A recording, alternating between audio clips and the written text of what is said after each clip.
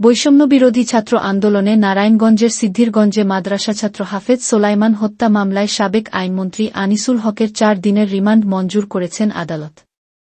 আদালত থেকে কারাগারে যাওয়ার সময় আইনজীবীদের একাংশ আনিসুল হককে চড়থাপ্পড় মারেন এবং ধাওয়া দেন।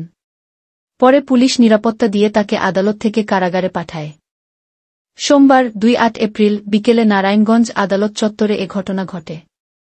রিমান্ডের বিষয়টি নিশ্চিত করেছেন নারায়ণগঞ্জ আদালত পুলিশের পরিদর্শক কাইয়ুম খান।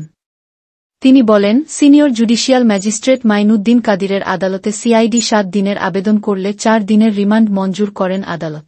রাষ্ট্রপক্ষের আইনজীবী আনোয়ার প্রধান জানান, ছাত্র আন্দোলনে মাদ্রাসা ছাত্র হাফেজ মো. সোলাইমান নিহত হন। এ ঘটনায় নিহতের দুলাভাই সিদ্ধিরগঞ্জ থানায় হত্যা মামলা করেন। এ মামলায় সাবেক আইনমন্ত্রী আনিসুল হককে 3 নম্বর আসামি করা হয়েছে।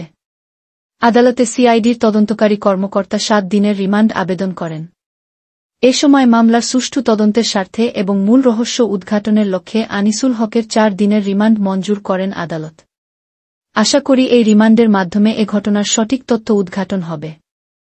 প্রসঙ্গত, গত 5 আগস্ট বৈষম্যবিরোধী ছাত্র আন্দোলনে নারায়ণগঞ্জের সিদ্ধিরগঞ্জের শিমরাইল এলাকায় মাদ্রাসা ছাত্র মো. সোলাইমান নিহত হন। পরে 2 আগস্ট সিদ্ধিরগঞ্জ থানায় হত্যা মামলা করা হয়। মামলাটি বর্তমানে সিআইডিতে তদন্তাধীন রয়েছে।